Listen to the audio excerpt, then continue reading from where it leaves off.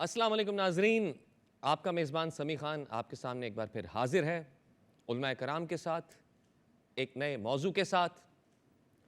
ناظرین، پاکستان ٹیلی ویژن کی ماہ ربیع الاول کی خصوصی نشریات رحمۃ اللہ عالمین صلی اللہ علیہ وسلم کے ذریعے ہم نے بہت کچھ سیکھا، ہمیں سیرت طیبہ کے مختلف پہلوؤں پر گفتگو کا شرف حاصل ہوا اور سیرت پاک سے رہنمائی حاصل کی۔ حضرت محمد مصطفیٰ صلی اللہ علیہ وسلم کی 23 سال کی جد و جہد کے بعد اسلام پورے عرب میں پھیل گیا، لوگوں کی زندگیاں بدل گئیں، وہاں کا معاشرہ تبدیل ہو گیا، رب کی معرفت حاصل ہوئی، امن و امان کا بول بالا ہوا۔ اس عظیم جد و جہد میں آپ صلی اللہ علیہ وسلم نے جتنی بھی تعلیمات دیں ان سب کا نچوڑ خطبہ حجۃ الوداع ہے۔ 10 ہجری میں جب آپ صلی اللہ علیہ وسلم نے اپنا پہلا اور آخری حج عطا فرمایا تو 1,40,000 صحابہ کے سامنے اس خطبے کو ارشاد فرمایا۔ اس خطبے کو انسانیت اور انسانی حقوق کا منشور قرار دیا گیا۔ اسی خطبے کی تعلیمات پر گفتگو کرنے کے لیے ہمارے ساتھ جو علماء کرام موجود ہیں ان کا تعارف کروانا چاہوں گا۔ ہمارے ساتھ موجود ہیں علامہ حافظ احمد صاحب، السلام علیکم۔ وعلیکم السلام ورحمۃ اللہ۔ پروفیسر ڈاکٹر محمد احمد قادری صاحب، السلام علیکم۔ وعلیکم السلام ورحمۃ اللہ تعالیٰ وبرکاتہ۔ جیسا بھی ہم نے کہا کہ تمام تعلیمات کا نچوڑ خطبہ حجۃ الوداع ہے، اس کی اہمیت پہ روشنی ڈالی۔ بسم اللہ الرحمن الرحیم، اللہم صلی علی سیدنا و مولانا محمد و آلہ و صحبہ وبارک وسلم وصلی علیہ۔ خطبہ حجۃ الوداع یہ کیا تھا؟ نبی کریم علیہ السلام کے سامنے 1,24,000 صحابہ کرام کا مجمع کم و بیش، یعنی آپ غور کریں نبی کریم علیہ السلام نے جب اعلان نبوت فرمایا اس وقت کیا کیفیت تھی کہ 3 سال تک تو خفیہ تبلیغ چل رہی ہے، پھر پوری مکی زندگی کو آپ دیکھیے کہ کس طرح ظلم و ستم ہوتا رہا، 2 مرتبہ ہجرتیں ہوئیں، پھر بالآخر مدینہ ہجرت ہوئی اور پھر جنگیں ہوئیں، اور آج جب نبی کریم علیہ السلام 10 ہجری میں خطبہ حجۃ الوداع پیش فرما رہے ہیں تو 1,24,000 صحابہ کرام آپ کے سامنے موجود ہیں۔ تو سمیع بھائی، یہ دراصل رب تبارک و تعالیٰ کی طرف سے، قدرت کی طرف سے ایک اہتمام تھا کہ نبی کریم علیہ السلام کو یہ بتایا جائے کہ آپ نے 40 سال کی عمر میں جس مشن کا آغاز کیا تھا آپ اس مشن میں کامیاب ہو چکے ہیں، اور اس کی عملی صورت نبی کریم علیہ السلام کے سامنے جو ہے وہ موجود تھی۔ اور نبی اللہ تبارک و تعالیٰ نے اس فتح کا اعلان اس طرح فرمایا کہ الیوم اکملت لکم دینکم، کہ اے محبوب آج ہم نے آپ کے لیے آپ کا دین مکمل فرما دیا۔ یعنی حضور علیہ السلام کا جو فریضہ تھا، نبوت کا فریضہ، نبی کریم علیہ السلام اسے بحسن و خوبی انجام دینے میں کامیاب ہو چکے تھے۔ اور پھر آپ دیکھیں کہ یہ تو ایک اعلان قدرت کی طرف سے تھا کہ الیوم اکملت لکم دینکم، اور ایک اعلان خطبہ حجۃ الوداع میں خود نبی کریم علیہ السلام نے فرمایا، اور وہ اعلان کیا تھا؟ حضور علیہ السلام نے فرمایا الا کل شیء من امر الجاہلیت تحت قدمی، کہ جاہلیت کی ہر شے آج میرے قدموں کے نیچے ہے۔ یعنی اندازہ کریں آپ اس جملے کی معنویت کو، آپ ذرا جانچیں کہ یہ جملہ کس قدر پر اثر اور کس قدر بڑا ہے کہ آج دنیا میں بڑے سے بڑا لیڈر ہو، جب وہ اس دنیا میں جا رہا ہو، جو اس نے تحریک چلائی ہو، جو اس نے اپنے مشن کا آغاز کیا ہو، وہ دنیا سے رخصت ہوتے وقت یہ نہیں کہہ سکتا کہ میں مکمل طور پہ کامیاب ہو گیا۔ لیکن حضور علیہ السلام جس مشن کے لیے بھیجے گئے تھے اور آپ نے جو مشن شروع فرمایا تھا، آپ خود یہ اعلان فرما رہے ہیں کہ الا کل شیء من امر الجاہلیہ تحت قدمی، کہ آج جاہلیت کی ہر شے میرے قدم کے نیچے ہے، اور میں نے جو مشن کا کام شروع کیا تھا، میں نے جس مشن کو شروع کیا تھا، آج وہ کامیاب ہو چکا ہے۔ خطبہ حجۃ الوداع کی اگر ہم تعلیمات کو دیکھیں تو اس میں جو بنیادی تعلیمات ہیں، یعنی اس کی ابتدا ہوتی ہے حمد و ثنا سے، اللہ تبارک و تعالیٰ کی عظمت اور بڑائی سے، توحید کا پیغام ہے، رسالت اور نبوت کا پیغام ہے، اور پھر اس کے بعد تقوی کی تاکید ہے کہ تقوی اختیار کیا جائے، پرہیزگاری اختیار کیا جائے، اللہ تبارک و تعالیٰ کی اطاعت کی جائے۔ پھر اس کے بعد اگر ہم آگے چلیں تو سود جو کہ ایک معاشرے کو کھوکھلا کر دیتا ہے، نبی کریم علیہ الصلوۃ والسلام نے سختی سے سود کی ممانعت فرمائی اس خطبہ حجۃ الوداع کے موقع پر۔ پھر اسی طرح اگر ہم آگے چلیں تو مختلف طبقات کے حقوق نبی کریم علیہ السلام نے بیان فرمائے، غلاموں کے حقوق بیان فرمائے، اور بالخصوص عورتوں کے حقوق بیان فرمائے کہ اتقوا اللہ فی النساء، عورتوں کے معاملے میں اللہ سے ڈرو۔ آج ویسٹ ہمیں عورتوں کے حقوق سکھاتا ہے، عورتوں کے حقوق کی تعلیمات دیتا ہے، لیکن آپ دیکھیں ہمارے پیارے آقا علیہ الصلوۃ والسلام نے تو 1400 سال قبل ہی عورتوں کے حقوق کی تعلیمات ہمیں دے دی تھی۔ اور پھر جو ایک طبقاتی نظام تھا، جو ایک کالے اور گورے کی جنگ جو آج بھی دنیا میں موجود ہے، اور عربی اور عجمی کا جو ایک جھگڑا ہے، نبی کریم علیہ السلام نے اسے کس خوبصورتی کے ساتھ ختم فرمایا۔ آپ علیہ السلام نے فرمایا کسی کالے کو کسی گورے پر، کسی عربی کو کسی عجمی پر کوئی فضیلت نہیں، سب مٹی سے پیدا ہوئے، سب آدم کی اولاد ہیں،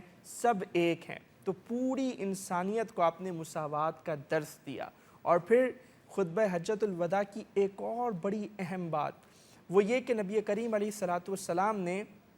صحابہ کرام سے فرمایا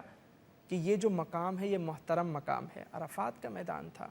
اور پھر فرمایا کہ یہ جو مہینہ ہے یہ محترم مہینہ ہے، اور پھر فرمایا کہ یہ جو دن ہے عرفہ کا دن یہ محترم دن ہے۔ فرمایا جس طرح یہ دن،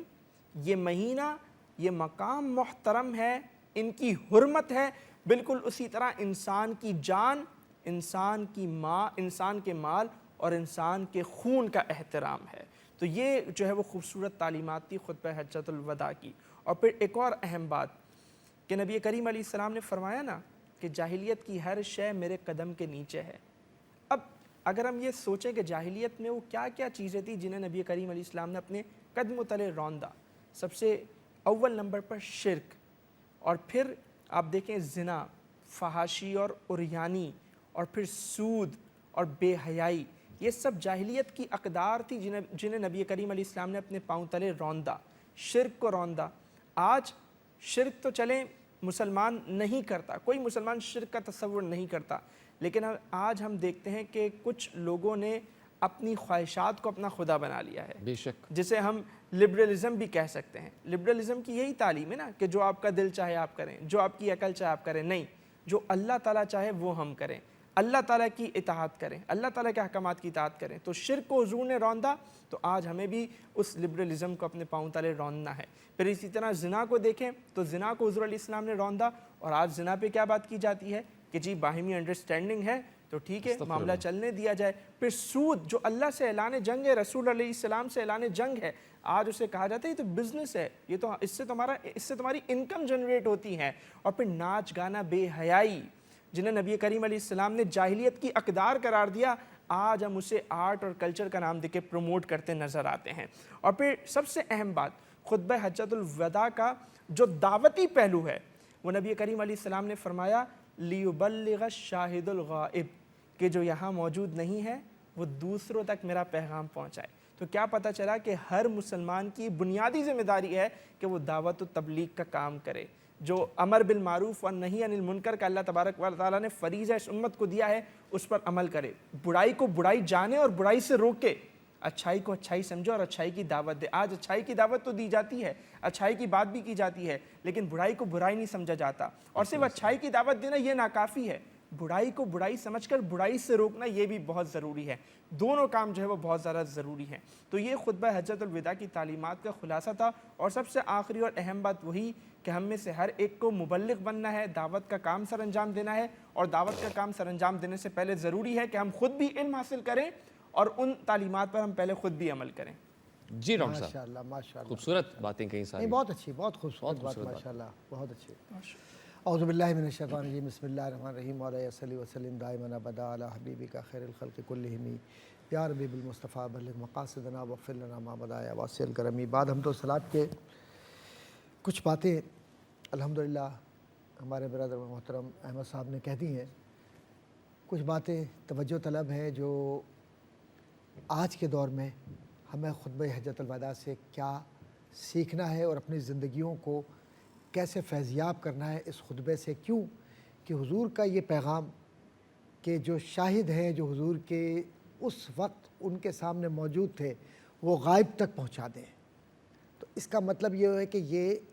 آنورڈ ٹرانسمیشن ہے کہ نسل سے نسل، نسل سے نسل تک چلتا رہے گا، اس کو رکنا نہیں ہے۔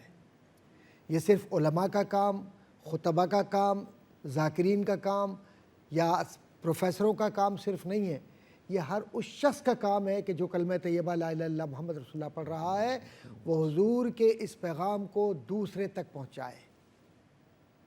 اور اس کے اندر یہ نہیں کہا گیا کہ صرف مسلمانوں تک پہنچاؤ، صرف مسلمانوں تک نہیں ہے، کیونکہ وما ارسلناک الا رحمۃ للعالمین، یہ بار بار جو ہم دیکھ رہے ہیں یہاں پر، یہ پاکستان ٹیلی ویژن جو بار بار رحمۃ للعالمین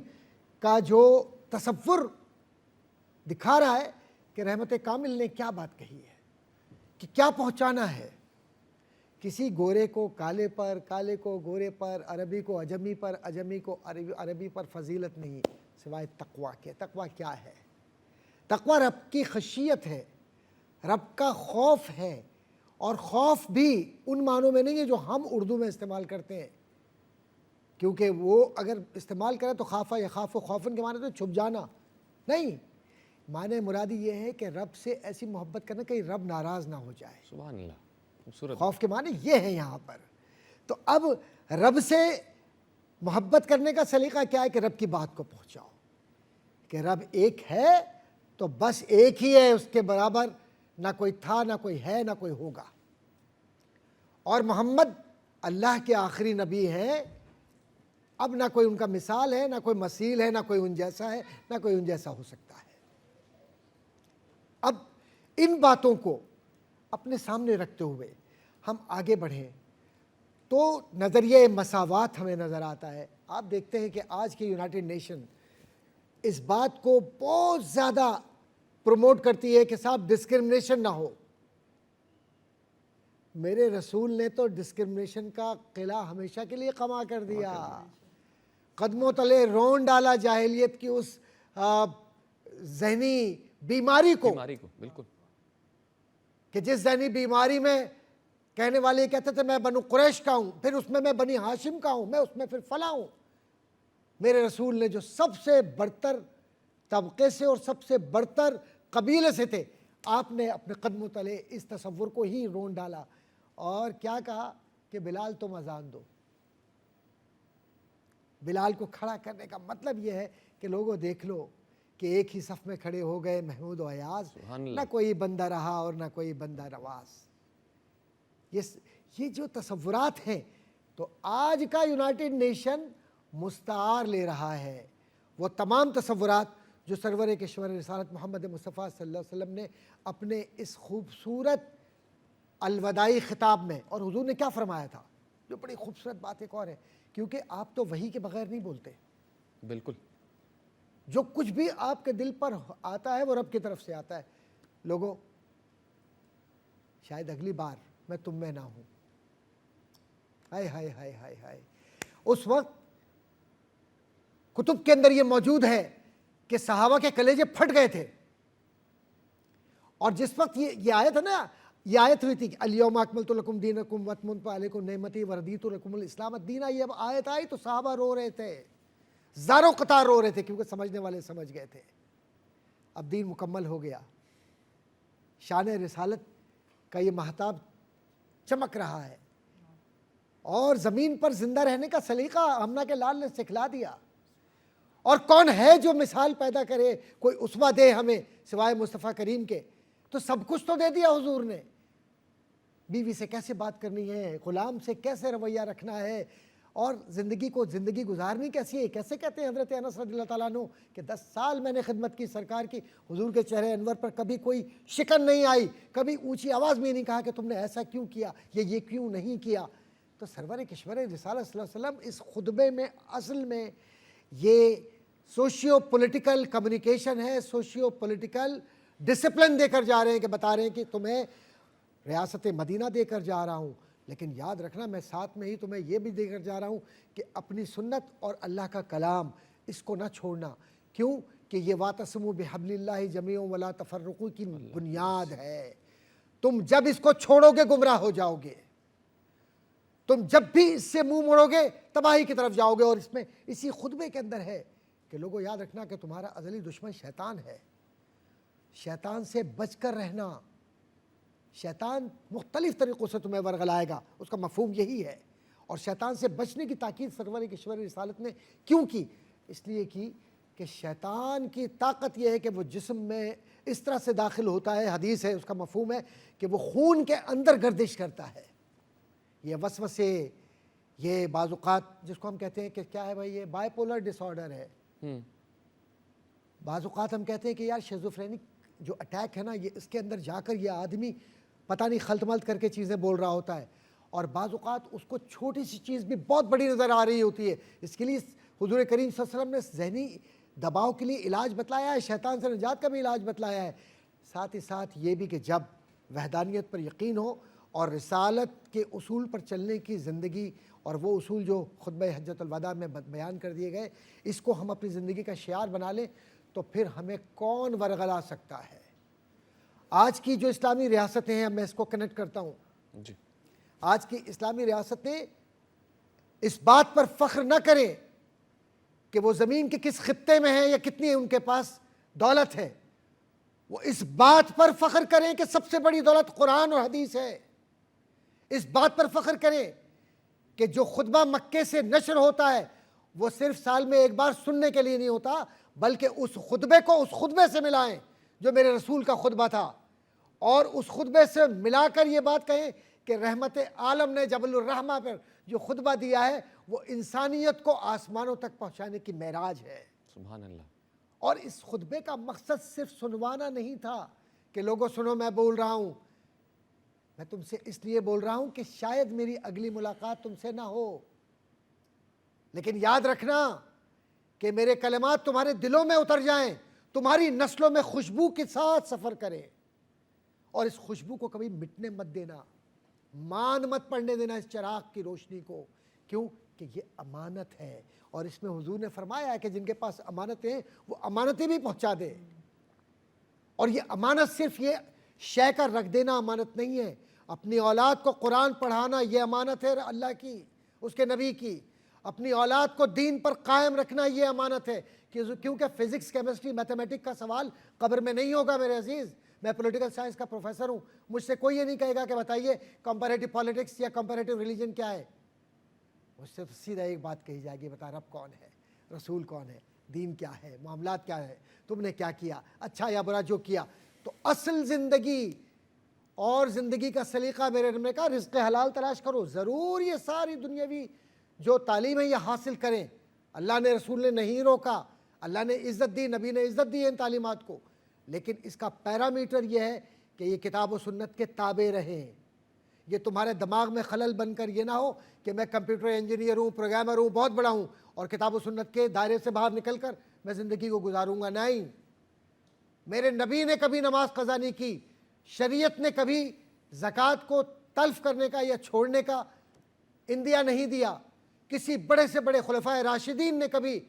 نماز، روزہ، زکوٰۃ، حج کو ختم نہیں کیا۔ تو ہم اور آپ کون ہیں؟ تو پتہ ہی چلا کہ خطبہ حجۃ الوداع اصل میں دینی تعلیمات کے قیام کا مرکزی ستون ہے۔ اس کو اپنی اولادوں کو یاد کروائیے، خود بھی ہم پڑھیں اور اسے ہم یاد بھی کریں، اور اپنی اولادوں کو امانت کی صورت میں یہ کہیں کہ بیٹا اس کو حضور نے ہمیں دیا ہے، ہم اپنی اولادوں کو دے تو تم اس کو اپنی اولادوں کو سکھاؤ۔ جس دن یہ ہو جائے گا نا میرے بھائی، سمیع بھائی،